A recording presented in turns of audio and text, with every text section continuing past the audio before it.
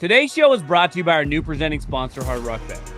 Hard Rock Bet is the only sports book for whenever you're in Florida. It's also live in Arizona, Ohio, New Jersey, Indiana, Tennessee, Virginia, Illinois, and Colorado. Coming soon to more states near you. We're down to the final stretch of college football. Every game, every rivalry, every upset matters more. So right now, get in on the chaos. Bet just $5, and if it hits, you can take home $150 in bonus bets on top of your winnings. How do you beat that? Plus, today and tomorrow on Hard Rock Bet, you can bet on college football profit boost for the games. Boost your college football parlay so your bet pays extra winnings.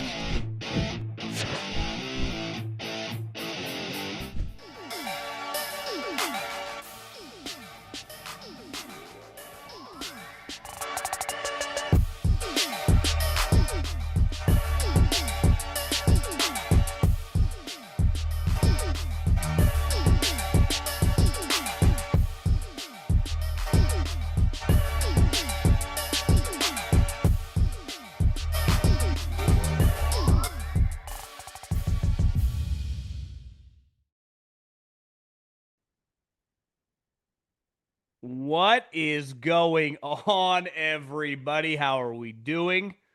I probably, like many of you, watched most of the Dolphins Ravens games. There were times in the late in the third, early in the fourth, where I thought, like, are the Ravens treating this like a practice? Because that's how it felt. So we'll dive into the game. I think the main story of this game is Dan Marino looked down. Like, is Mike McDaniel going to have a job in the next couple days? When they blow this up, what do the Dolphins need to do? Obviously, the Ravens, 2-5 coming into this game, they looked much more like a 5-2 team. Winning that game against the Bears, you get Lamar back. Hamilton was everywhere tonight. They looked really good. And let's face it, Steelers are on notice. Some thoughts, some other football thoughts will fly through. Fugazi Friday. Got a couple Fugazis as we head into Halloween. Of course, make sure you subscribe to the channel. If you're watching this, we really appreciate it. We go live Thursday nights, Sunday nights, Monday nights. We put out content. Feels like 7 days a week. So you'll never miss a thing. We're always coming. We are always bringing it. And anytime there is a football game at night in the National Football League, we'll be here slinging some thoughts after that game ends, like tonight. But before we dive, and it's all podcast as well, so subscribe to that wherever you may listen. Before we dive into some football, I got to tell you about my friends. I got to tell you about my partners, the official ticketing app of this lovely, great podcast, GameTime. Here's the thing. Do you guys want to go to a game? Do you guys want to go to a football game? Do you want to go to a college game? Do you want to go to a pro game? Do you want to go watch your team? Well, there is not an app that makes it easier. You can find tickets for as low as $100. When you see the prices on the app, that is the actual price. There's no adding the fees later. That is the actual price. You will pay for the tickets. They got flash deals. You can search by the venue. You can search by the team. Obviously, concerts, comedy shows, you name it. It does not get any easier to go watch a football game. So take the guesswork out of buying professional football tickets with GameTime. Download the GameTime app, create an account, and use the code JOHN for $20 off your first purchase. Terms apply. Again, create an account and redeem the code JOHN, that's JOHN, for $20 off. Swipe, tap, ticket. Go download the GameTime app today. Okay, let's start with this game, because I actually don't think there's much to take away from this game at all in terms of, like, on the field of plays. Lamar looked really good, dominated in the red zone. The Ravens definitely feel like they have life. And the Miami Dolphins took that short-lived ass-kicking that they gave and handed out to the Atlanta Falcons. Feel like it was more than 4 days ago, because I was like, did that just happen? It's like, yeah, they were just up 31-3, literally, on Sunday afternoon. Like, it's on Thursday. But it does feel like they resorted right back, played a real team, playing the Ravens, who obviously are playing for something, and just got shellacked. So to me, the simple question is it time? Should Mike McDaniel lose his job? And listen, I would never feel comfortable saying a guy should or shouldn't, have a job. This is how people pay for their families. Feel less bad inside when you're talking about a guy making $6, $7, $8 million, who's clearly over his head. This team is falling apart. And listen, it's not all his fault. But I think if you're Stephen Ross, now's the time to blow this thing up. Obviously, there has been speculation about does the GM have, some dirty laundry on the guy and makes it difficult to not, relieve him of his duties. But there's no way you could hire another coach with that guy at GM. So if you're going to fire him, you got to fire them both. And remember, it kind of happened with Robert Saleh and then Joe Douglas last year. If I remember correctly, it was off a couple weeks. To me, now's the time to do it both. And the Miami Dolphins, I think the big picture question mark is, can this franchise be saved? And I think there is one consistent theme to this team. And I think it's kind of like the Jets. The Jets and the Dolphins right now are complete embarrassment. Things constantly change. Coaches, players. But one thing doesn't, the ownership. And they showed Stephen Ross tonight, it looked like talking to his son or something. This franchise is just a joke. I mean, it really is. And the one thing that they are, like the Atlanta Falcons, like the New Orleans Saints, they're in this southern world where college reigns supreme. And most of the best programs beside Ohio State are located in that region. And I've always wondered, theorized a little bit, is it hard to sustain when people care more about college football down there? And I was thinking watching this tonight, is there a worse atmosphere in the entire league than where Miami Dolphin, their home stadium, right? I mean, think about their division. Like when the Patriots are rolling, that place is rocking. Obviously, the Bills are elite. Even if the Jets were ever good, the New York fans, I just don't think anyone cares. And maybe it's just because they've been bad for a long time. I guess they made the playoffs a couple years ago. But down the stretch, they were not very fun to watch in either one of those seasons. They peaked early. And there's just something about this franchise that seems off to me. So even if I answer my own question, should they fire him? If I say, yeah, fire everybody in the building. Who's taking this job? Who are you getting? Because to me, if you hire the next up-and-coming coordinator, nothing's going to change. I mean, that's what's been happening. Mike McDaniel, Adam Gase. This is a job, the only chance you have for success and football survival would be to kind of get a crazy-ass veteran coach. You're going to need to come in here and kind of drop the hammer. Because whatever has been happening down there not only is not working, it's an unwatchable product most weeks. Obviously, the investment into Tua is a debacle.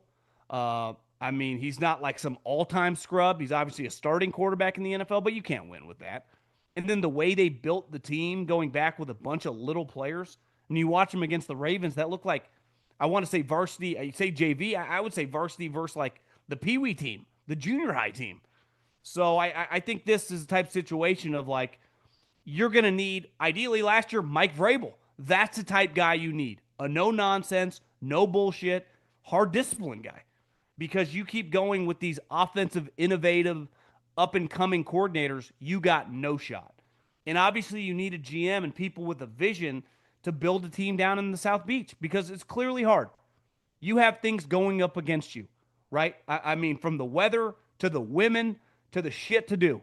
The Bills have the Packers, they have massive advantages over you.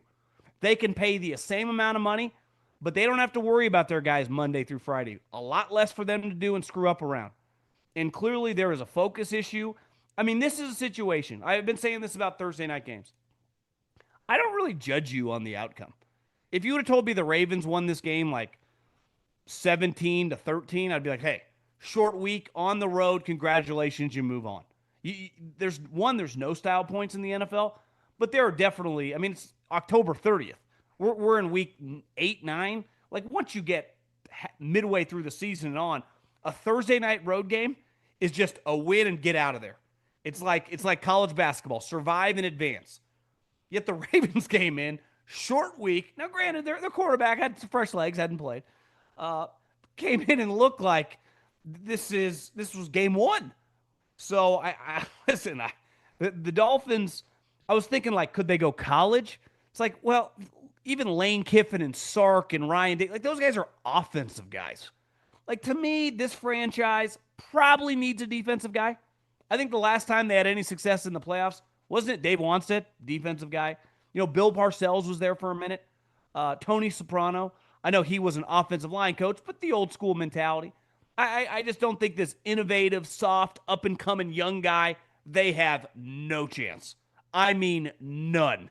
So when you blow this thing up, listen, I've already seen some of these rumors like Rex Ryan, for example. And I'm not, I just use that name because it comes up.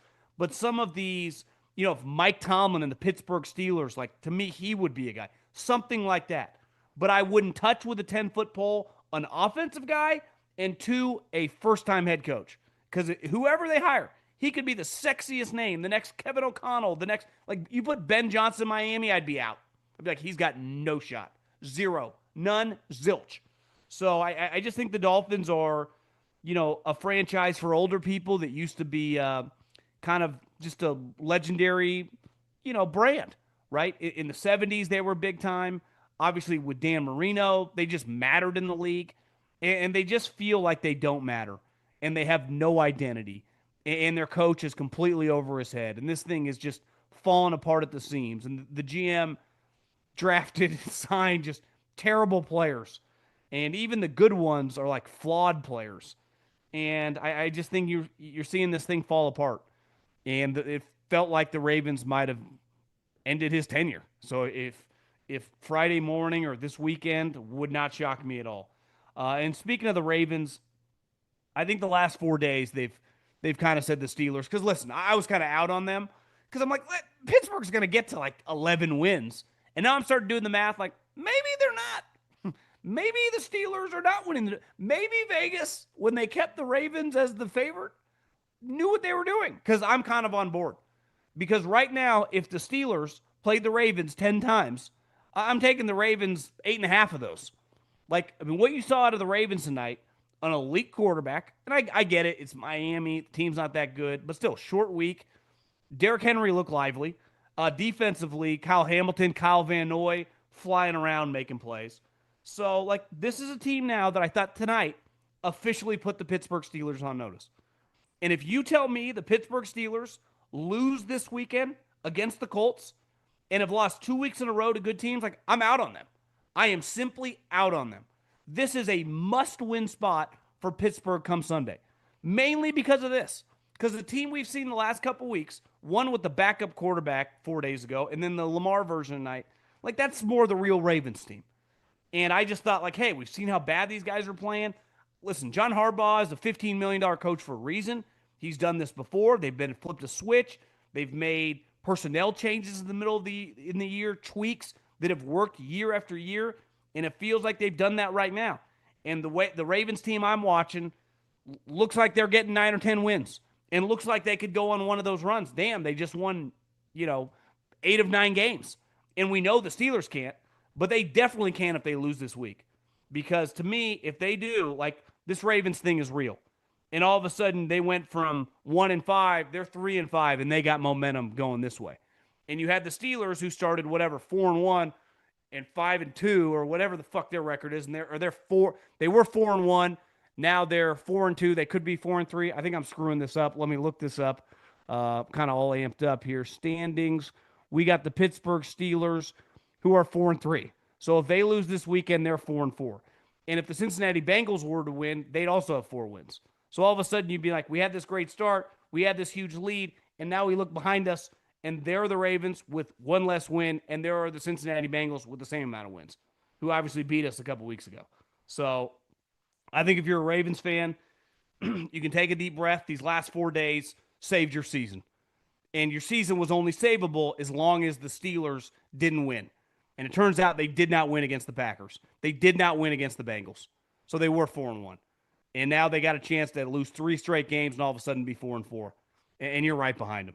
And this is one of those races where it's like they had you lapped, and now you're seeing their taillights. And now you're coming on them. And you still play them a couple times. So I would like my chances. And the other thing is, like, I just trust the Ravens down the stretch way more than I trust the Steelers. So this is a division that, listen, I was wrong on. A couple weeks ago, I said this was crazy. But I don't see how you watch the Steelers the last couple weeks and then watch the Ravens these last couple weeks and just know the infrastructure. Like, one team's used to winning 12 to 14 games. The others are used to scratching and clawing to get to 9 or 10. And it does feel like they're headed back toward those paths. Now, obviously, the Ravens aren't going to win 12 games this year. But right now, they feel like they could go on a stretch of just rattling off some W's because you have that quarterback, you have that offensive firepower. And if their defense plays good, that was a problem. Their defense was atrocious. If it's going to play good, and even tonight, like they were giving up yards, made some big things happen, created turnovers, got off the field on fourth down. Obviously, the dude missed the kick early in the game, which was a big swing because then the Ravens went right down the field and scored. It's like a 14-point swing. But I think it's fair to declare, like, I don't want to say the Ravens are back because you're 3-5, but the Ravens feel like tangibly real again. I love this guy. Al Michaels has been a huge part of my life.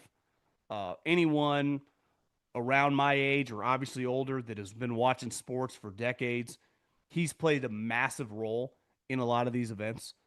And I mean, there are a couple guys, Brent Musburger, Marv Albert, those type guys that when you're young and you first start watching games, it's a big deal, especially for those of us, started watching games before we ever had cable in our house. So you had to be on network TV, and these guys were stars. And Al Michaels is a legend, and it goes back to like the 70s when he was calling Pete Rose games with the Cincinnati Reds, to calling the hockey game in 1980, to obviously calling the NFL for a long time and working with John Madden and playing a major role in Sunday Night Football. But I think it's over. And a couple years ago, it could be longer than that now. I remember watching games on TNT and thinking Marv Albert, like, couldn't tell what was going on. And obviously basketball, the pace of basketball is a lot different than football. It's much faster because it never stops. There's not a stop in the action between a miss and a fast break and pushing it back. So you really got to be on. But even tonight, like early in the game, there was a play where Al goes, "Oh, he was just stopped a bit short." And it turned out it was like 4th and 5. It's like, can Al see? And I haven't noticed it as much, but I've heard buddies or people in the media talk about this. He's slipping, and he's slipping hard. And listen, there's something to the name value of Marv Albert, of Al Michaels. And for a long period of time, that not only has mattered, that's been important. Like, those guys were the best in the business. But like an athlete, when a running back can no longer run or a pitcher can no longer throw strikes, it ends. It ends for everyone in the business. Coaches get fired, players get cut. And I think we're at the point where, Al just needs to hang up the mic, because I try not to be too negative when it comes to like legendary people, because I do respect it. And I could never do, just like most podcasters couldn't dream of what they do from a play-by-play standpoint, and in his heyday, how good he was. And Al was just a smooth cat. But at 80 years old, calling these games, it does feel like if his fastball was once 100 miles an hour, it feels like he's throwing about 72 right now. And like, it might take a second for the hitter to get adjusted from 100 to 72, but once they do, that thing's gone. And it's ugly. I wanted to hit on a couple more things for this upcoming weekend, because we already mentioned Tomlin. There's a ton of pressure on him. I think he's at a fork in the road moment in his career, because if he doesn't win this game, I think the season could go south for them. The Ravens win the division. If they don't make the playoffs, I have a hard time. Again, I don't think he's going to get fired. They never want to fire him. Thinking he's the coach of the Pittsburgh Steelers in 2026. If you tell me that the Ravens end up winning the division and the Pittsburgh Steelers don't make the playoffs, I would bet that it would be over for him. Whether it's a trade, whether it's just to let him out of his contract, go to the Dolphins, the Giants, I would just imagine he would be a head coach for a different team. I think the Dolphins and the Giants would make a ton of sense. And if I was him, I'd want a fresh start. But clearly he doesn't. So we've talked about that over and over. But I think there are other guys with a ton on the line this weekend. One, Kevin O'Connell is taking JJ McCarthy, who hasn't started a game in what feels like multiple months, into the Detroit Lions, who are not only rolling, but sometimes when a guy gets thrown out, like, hey, I think we should look at Kelvin Shepard as our next head coach. A former player, if he's like an assistant coach, it's like, well, it's just, is he a good one? Like, is this going to work? You're watching Kelvin Shepard, who's like team captain for LSU, super high-level guy as a player, and now is a badass defensive coordinator. Like, there might be some, like, if Lane turned him down, if you told me Kelvin Shepard was the next head coach at LSU, I'd kind of believe you. There's a chance that Kelvin Shepard is a better defensive coach than Aaron Glenn, and I think we all agree over the last couple of years, Aaron Glenn established himself as one of the better defensive coordinators. So they've had some guys in and out of the lineup in terms of injuries, but I think he's an elite defensive coordinator. And obviously, offensively, based on the way Minnesota's been playing, Detroit's going to score at home. This thing could unravel and unravel fast. And there's no going to the bullpen. Hey, Carson, JJ's kind of banged up. We're losing. Come on into the game in the second half. He's in the hospital. So all eyes are on JJ McCarthy, especially he's going back to Michigan, a place where he became, a first-round pick and took the team to the national championship. There's just going to be a lot of eyeballs on this game. And one thing that's starting to really bother me is, and I mentioned this on a couple podcasts, so if I'm repeating myself, I'm sorry. But Al Michael said this again during the game. I'm getting so tired of, we just don't have any patience anymore. Yes, there are certain things we don't have patience for anymore. We don't have the time. Why? Because there's too much money on the line. I'm about to have a child. I'm going to have some patience for him when he's a young child. Why? He's got a long life. He has to learn some basic things, like how to eat food and read. But when I draft a guy in the first round, and I have about 3 years to figure out if I'm going to pick up his fifth-year option, or if I'm going to find a way to pivot and my team's good, I don't have unlimited time. JJ's in year and a half. Is he getting 3 years? Maybe, maybe not. What if he just fucking blows? It's like, is he going to be the starter going into year 3? Because I've seen in other places, that's not how it works anymore. Times have changed. So, yeah, we used to have more patience. When we weren't paying guys that much money, when they were on long contracts, you have to decide immediately what's going to happen and what's not going to happen. Here's the other thing. You're charging, especially a place like Minnesota, a lot of money to be in these suites, to have these good seats. Like, you're asking people to give their time to watch you play. Their time is your most valuable asset. It's how you pay for everything. So when you suck, it's a problem. And especially given their situation, who he's replacing, who looks like he's taking Seattle to the playoffs. So there is a tangible pressure on JJ McCarthy. Not even debatable. Just like all these young quarterbacks. There's pressure on Caleb Williams to play well this year, because next year is not guaranteed on the Bears. If you think I'm crazy for saying that, you just haven't been following the same league I've been following. It is what it is. There's lack of patience in everything we do. That's just the way our society works now. So you either adapt to it or you just keep complaining about it. It's no different in my job. If I wasn't able to generate revenue and this podcast didn't get people to listen, this podcast wouldn't exist on the volume. This is pretty black and white. Most of these industries we all work in. And when you get drafted really high and you go to a good team, the expectations are pretty high. You don't get to just ease into things. So the pressure on JJ McCarthy this weekend is immense. I actually think there's some underrated pressure on the Bills, because the Patriots clearly are not going away. And most of us expect them to play pretty well and probably beat the Atlanta Falcons. And if you just look at the Patriots' schedule, they're just going to end up winning 12, 13 games. Well, if you're the Bills, you've already dropped a couple. You've already lost to the Patriots, and you got to go play them in New England. Now, in theory, you still got the better quarterback, accomplished coach. It's not like you're going to be quote-unquote undermanned when you're playing them, but you lose this Chiefs game, all of a sudden we look around and go, God, are we sure that they're going to win the division? And listen, two things when I was gambling to do some parlays on division winners, I didn't even touch the Ravens or the Bills because their odds were so bad, and I thought they were just like, listen, I'm not even messing with that. I'd be stunning if they didn't win, but not even playing. The Bills were like almost 4-1 favorite to win. They were minus 400 to win the division. And you beat the Chiefs, who you've handled before in the regular season, you're still in good shape. You lose this game, all of a sudden they've beat you, and you're one game behind them, again, assuming they lose. Because they have another game where if they beat the Atlanta Falcons, let's face it, the Atlanta Falcons would be 3-5. And all of a sudden we'd be talking about, is Raheem Morris going to make it to the end of the year? Is he going to survive? And when the season ends and they win 7 games after trading their first-round pick, are all these guys getting fired? And this is when you kind of, the McDaniel thing, we knew coming in they were going to suck. We knew it was going to go bad. Least shocking thing we've ever seen that we're talking about him, losing his job, getting fired. That happens. But when you look at Atlanta, you could have made the case Atlanta was a 10-win team this season. I thought it was on the table. Now, I bet against it, but it's I could have seen a scenario. And now all of a sudden you're 3-5. Well, you got 9 games left.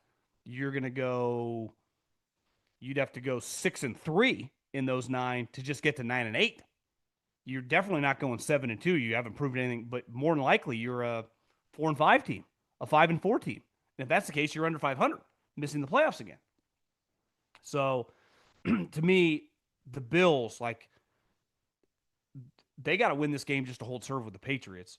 JJ McCarthy, people are going to have slinging some takes because everyone's going to be paying attention to that game. And this Atlanta thing could get really weird really fast because the trade deadline is next week. And this kind of solidifies. Like, if you're a team in the mix, you're obviously not selling off any pieces. And some of these pieces are just guys that are going to be free agent that you're not going to re-sign. So it's like, hey, would you trade this guy right now for a 4th or 5th round pick instead of just playing out the season? If you're a playoff team, it's worth it to have that guy. And then you look at the real bad teams, it's like, are the Jets going to trade players? Do the Titans have any players to trade? You know, if the Falcons lose to the Cowboys on Monday night, like, are they in the business of trading some of their guys? Who would even be that tradable? Like Buda Baker type? Does he even want to leave? So it's like, usually the trade deadline historically in the NFL has been the most boring. It's definitely amped up over the last couple years because we have a lot more aggressive, kind of young GMs. But I just don't know.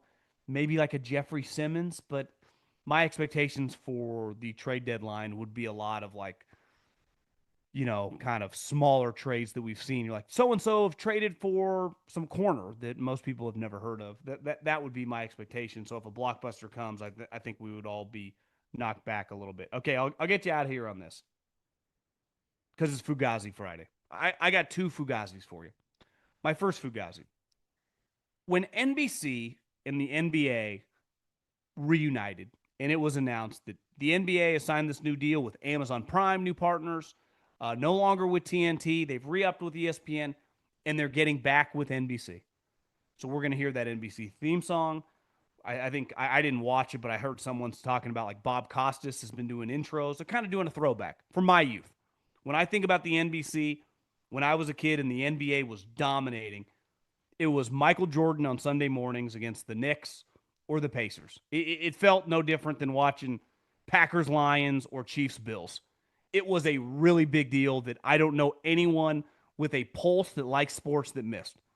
So once they announced that Michael Jordan, the greatest basketball player and just one of the coolest, universally respected individuals, was coming back and going to be on the broadcast, I was like, this is going to be cool.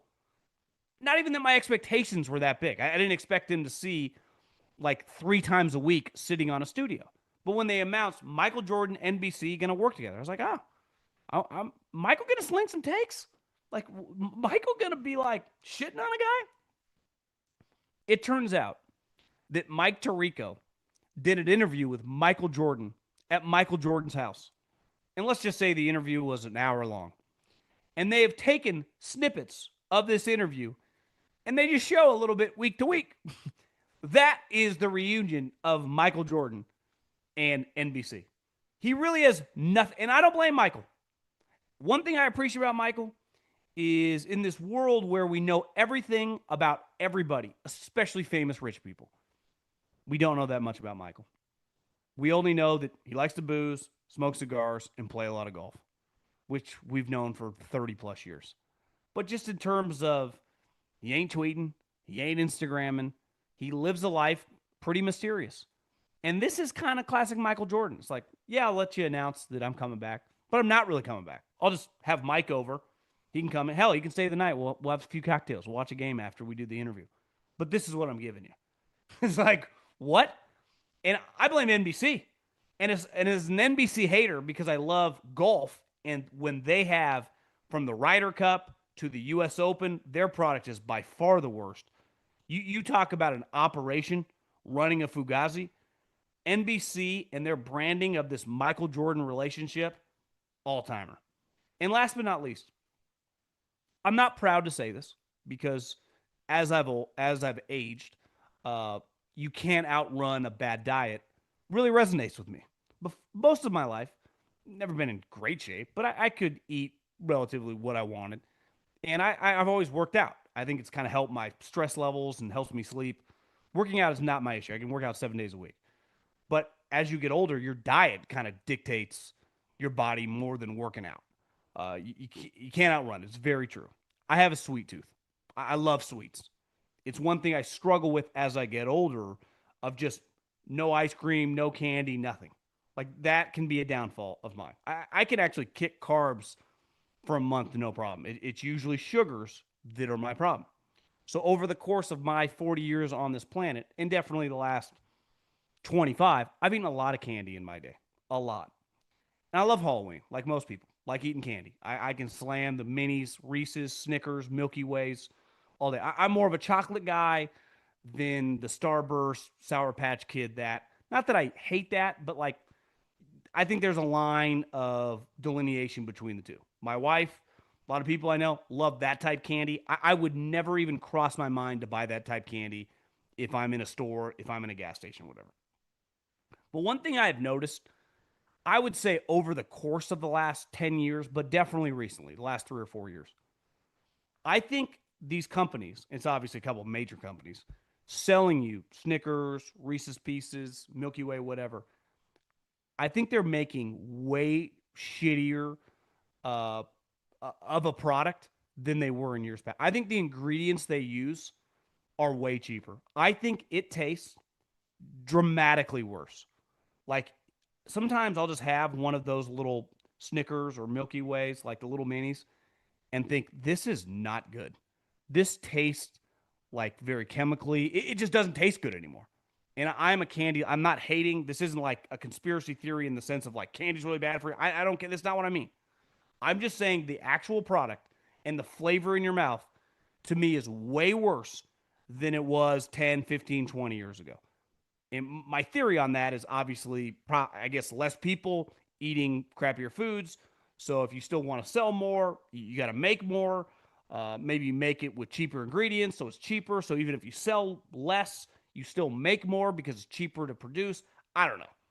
But you can't convince me that the Snickers or the Reese's that I'll eat over the next couple days taste the same as it did in 2010 or 2000. I just don't believe you because when I taste it sometimes, it actually helps me because I don't even want to eat anymore because I don't think it tastes very good. It tastes cheap. So whatever candies they're slinging, I love Halloween. And anyone giving out apples or toothbrushes, you're a fucking loser. You're a loser. But be careful. Maybe the bigger ones are better than the minis, but I do think the minis is really slipping in quality.